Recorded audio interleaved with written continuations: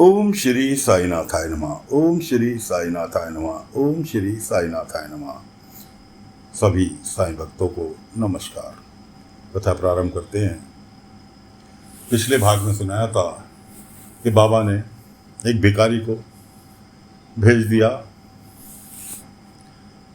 दीक्षितवाड़ा कि आज रात को तुम वहीं रुकोगे, तुम्हारे भोजन की व्यवस्था हो जाए। अब दोनों जने अलग अलग खिचड़ी बना लाए, संतोष भी और दिगंबर भी। दिगंबर ने मसाले इतने तेज कर दिए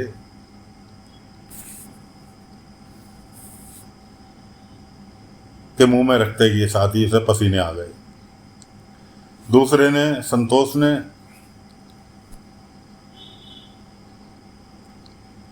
मसाले डाल नाम की चीज़ ही नहीं डाली, नमक तक बहुत कम, जो कि बिल्कुल फीकी।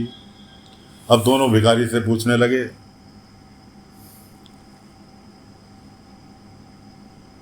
इतने में बाबा प्रकट हुए दीक्षितवाड़ा में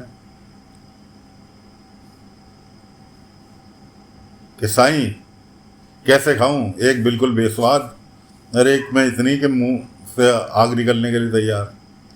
बाबा ने कहा, एक काम करो, इन दोनों की खिचड़ी एक साथ मिला दो और उसके बाद खाओ। उसने ऐसा ही किया। कहने लगा, साईं अब तो बहुत ज़्यादा स्वादिष्ट हो गई है। बाबा ने कहा, हर चीज़ में संतुलन बहुत ज़रूरी है। लेकिन अभी भी उन दोनों की समझ में नहीं आया।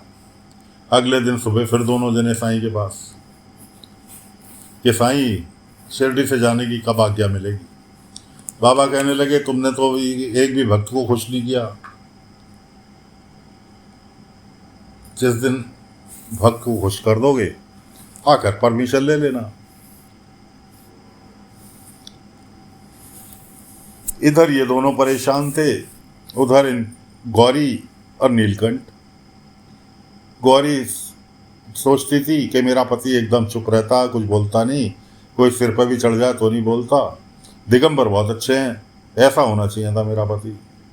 नीलकंठ ये सोचते थे कि मेरा बेटा बहुत ज़्यादा हर बात पे अकड़ता है, किसी से सीधे मत्ते बात नहीं करता, ये कितना शांत रहता है, ऐसा होना चाहिए था।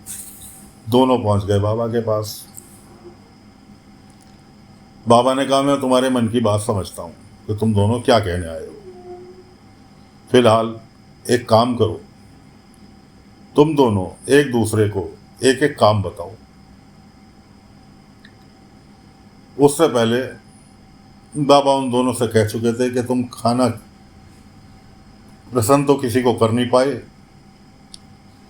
अब तुम एक काम कर दो कि कोई तुम्हारी मदद मांगने के लिए आएगा और उसका एक काम कर देना, और उसका काम अगर तुमने संतुष्टि पूर्ण कर दिया तो मैं तुम्हें जाने की आज्ञा दे दूंगा।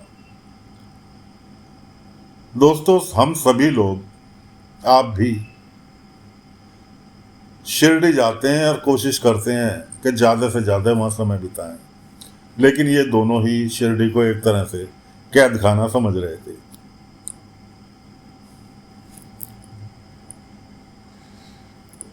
उधर बाबा ने नीलकंठ को और गौरी को ये बात दोहराई कि भाई दोनों जने एक दूसरे कि तुम उसके आदमी से, संतोष से, नीलकंठ से कहा, तुम संतोष से अपना कोई एक ऐसा काम बताओ जो कि वो बाखूबी कर सके।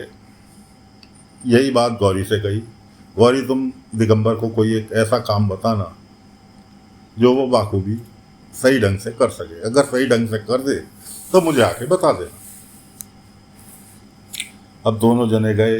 गौरी सोचने लगी, क्या काम बताऊं, क्या काम बताऊं। गौरी गई नीलकंठ के पास, कहने लगी, नीलकंठ जी आप, वो गौरी गई दिगंबर के पास कि दिगंबर जी आप मेरा एक काम करेंगे। दिगंबर को तुरंत याद आया, हाँ साईं ने किसी का एक काम करने के लिए कहा था। क्या, हाँ बताओ। कि ये लो 2 रुपये, आगे रिहाना सलीम का घर है, वहाँ मैंने रजाई बनने के लिए दे रखी है, वो लाकर दे दोगे? हाँ मैं बिल्कुल ला दूंगा, अभी जा रहा हूँ। पहुँच गए जी दिगंबर जी रेहाना के घर। ये रेहाना सलीम का घर यही है? कि हाँ मैं हूँ रेहाना, बताओ। वो गौरी ने रजाई मंगाई है। सलीम कहने लगा थोड़ी देर लगेगी, इंतजार कर लो। बस इतनी सी बात थी कि चढ़ दौड़े कि तुम जानते नहीं हो कि मैं प्रशासनिक अधिकारी हूँ। उन्होंने कहा तुम होगे प्रशासनिक अधिकारी कहीं के भी, काम में देर हो गई, कोई बात नहीं, बैठ जाओ, अभी बना के दे रहे हैं। खैर जी रजाई बनाई। अब गर्मी के हिसाब की रजाई, नाम की रजाई, इसके अंदर रुई नाम की चीज़ नहीं है।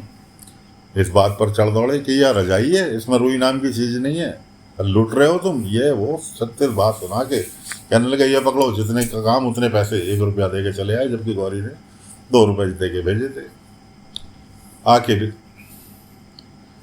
रजाई दी गौरी को और 1 रुपया वापस कर दिया। सोचते हुए आ रहे थे कि गौरी बहुत खुश होगी और जाके साईं से तारीफ करेगी। पीछे पीछे रेहाना और सलीम दोनों के दोनों गौरी के पास पहुंच गए, पूरी बात बताई।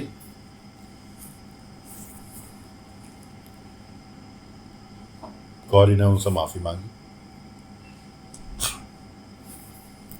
और रेहाना सलीम से माफी मांगी, पैसे दिए और दिगंबर को खरी खोटी सुनाई कि इसीलिए तुम्हारे पिताजी तुमसे नाराज रहते हैं कि तुम अपने घमंड के आगे किसी की सुनते ही नहीं हो। अरे सुन तो लेते कि किसने क्या कहा था, कैसे कहा था। तुम्हें रौब झाड़ने के लिए शिकायत करती, कमी बेसी होती तो मैं करती, तुमसे किसने कहा था उन्हें खरी खोटी सुनाने को। खैर जी दिगंबर फिर अपना समूह लेके बैठ गए। उधर नीलकंठ ने संतोष को काम बताया कि बेटा मुझे फूल के द्वारका माई के पीछे एक घर में फूल लग रहे हैं इस गेंदे के, मुझे एक फूल ला दे, मेरे को पूजा करनी है। अब संतोष बाबू जो थे गए किसी जिस घर में फूल लग रहे थे, देखा तो ताला लगा हुआ था घर को, लेकिन बाहर आंगन में फूल लग रहे थे।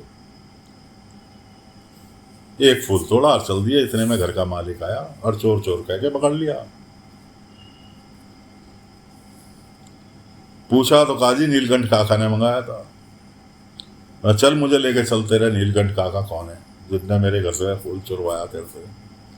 पहुंच गए जी नीलकंठ जी के पास। नीलकंठ जी को 36 बात सुनाई। जब नीलकंठियों का मैं, अरे संतोष कुछ तो बोल, कुछ तो बता कि मैंने एक ही फूल मंगाया था, ये बात तो इन्हें वहां पर भी बता सकता था। खैर जी फूल वाला मालिक जो था खरी खोटी सुना के कि तुम्हारी आखिरी गलती है इसलिए माफ करके जा रहा हूँ, अगली बार अच्छा नहीं होगा। बाद में नीलकंठ जी ने खरी खोटी सुना दी।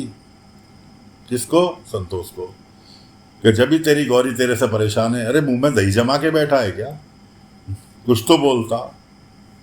अगर तू वहां पर बोलता, उसको पता था कि काका मैं केवल एक फूल लेने के लिए आया था, ऐसे ऐसे पूजा के लिए चाहिए था, वो वहीं तुझे कुछ नहीं कहता कि जी नीलकंठ जी ने मंगाया।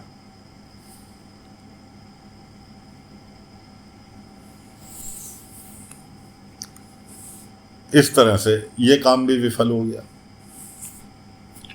अब फिर पहुंचे बाबा के पास।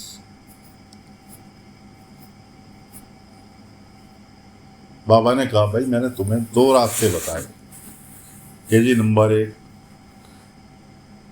दीक्षित वाड़े की 2 दिन का संचालन संभाल लो, वो तुमसे नहीं हुआ। दूसरे तुम्हें एक एक काम बताया गया कि तुम्हारे पास कोई अपना काम लेकर आएगा, उसे बाखूबी कर दो, उसका काम सही सलामत कर दो। तो तुम्हारी समझ में नहीं आया, वो तुम नहीं कर पाए। अब तुम्हें एक मौका फिर दे रहा हूं। छोटा सा काम है लेकिन काम बहुत बड़ा है। मेरे लिए 1 दिन का 2 वक्त का भोजन तुम्हें दोनों को मिलकर तैयार करना होगा। दिगंबर कहने लगा अरे साईं ये तो बहुत छोटा सा काम है, मैं अकेला तैयार कर दूंगा। संतोष कहने लगा नहीं नहीं साईं ये मैं कर सकता हूँ, मैं बिल्कुल तैयार कर दूंगा। बाबा ने कहा सुनो तो सही, पूरी बात तो सुन लो। मैं हूं फकीर आदमी, मैं सिर्फ भिक्षा में लिया हुआ ही भोजन ग्रहण करता हूँ, मैं किसी के घर का नहीं खाता। ना ही मैं किसी की दया धर्म का लिया हुआ खाता। मेरा जो भिक्षा में मुझे मिलता है उसी को बनाता हूँ, उसी को पकाता हूँ, वही खाता हूँ। ये मेरी दैनिक दिनचर्या है। अब तुम दोनों को साथ मिलकर मेरे लिए भिक्षा मांगनी होगी।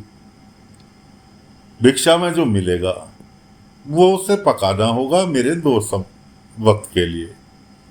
ये काम तुम्हें करना है, ये काम तुम कर दो और आराम से शिरडी से खुशी खुशी जा सकते हो। बोलो मंजूर है? तो साथियों, बाबा ने रख दी बहुत ही कैड़ी वाली शर्त शिरडी से जाने के लिए। ये काम कर दो और शिरडी से खुशी खुशी निकल जाओ। तो फिलहाल दोस्तों, कथा को यहीं पर विराम दे रहे हैं। अगले अंक में आगे की कथा लेकर फिर हाजिर होंगे। तब तक के लिए आज्ञा दीजिए। देखते हैं किस तरह से दिगंबर और संतोष बाबा के लिए भिक्षा मांगते हैं शिरडी गांव में। अगले अंक में फिर मिलेंगे। ओम साई राम, ओम साई राम, ओम साई राम, ओम